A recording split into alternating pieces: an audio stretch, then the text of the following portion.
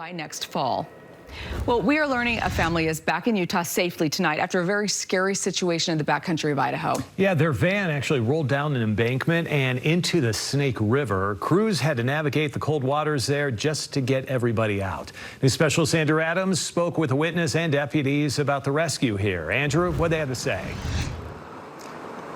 We're told it's about a 30-foot embankment, and if the van had rolled on its top or on its side, could have been a very different outcome. As it was, took a lot of effort and work to get these folks out. Now, this is video taken by Susan Richardson near the Swan Valley area and very close to Fall Creek Falls. It's about 45 miles east of Idaho Falls. She watched as rescuers got down to the vehicle and helped this family. It sounds like it was a husband, wife, and 4 kids. We're told the water was about chest high inside the minivan, but the rest was basically submerged, and those waters are still very cold. Rescuers got on scene with rope and dive equipment and got everybody out of the van safely.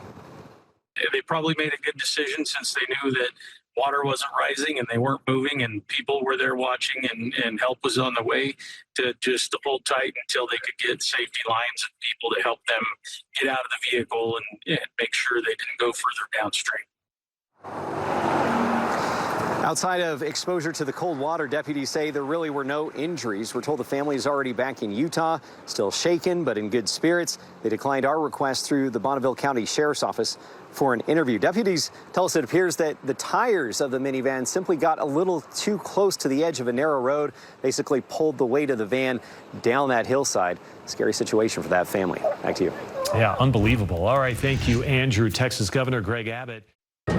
Team coverage tonight as wildfires rage across the state. The search for answers on some of the starts. And we are breaking down certain phrases used by firefighters. Probably the most misunderstood term that's put out on every wildfire. Plus, 2 stories of survival. A Utah family lucky to be alive after crashing into a cold river. And hear from the ranger who jumped into the water to save a stuck paddleboarder. Right now on KSL-5 News at 6. KSL News at 6 starts now. Well, good evening. A Utah family is alive and well tonight after getting stuck in the Snake River in Idaho. Yeah, deputies say that their minivan rolled down an embankment, landing in some very cold water. News specialist Andrew Adams now with the story.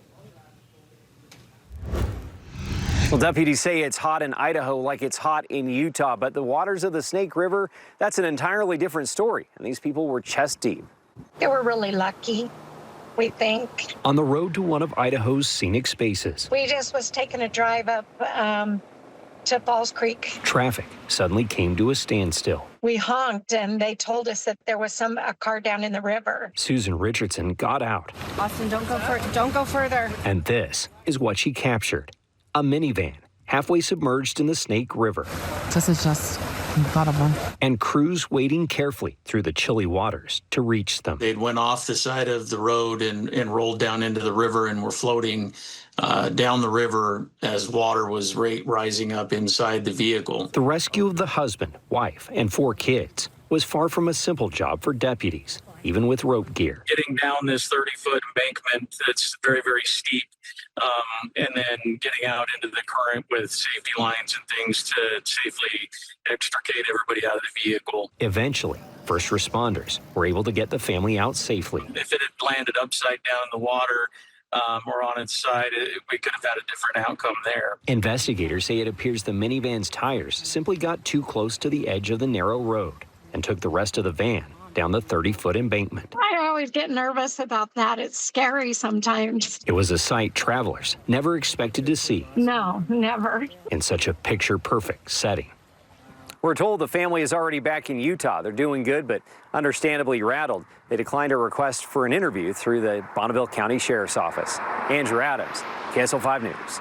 Incredible. All right, Andrew, thank you. Right now, crews searching. A Sandy woman convicted of setting fire to an apartment complex back in 2023 will spend at least 15 years in prison. 39-year-old Crystal Moss was found guilty of aggravated arson. This is back in May. Charging documents say that she was trying to get attention and go viral when she set fire to Liberty Heights Apartments.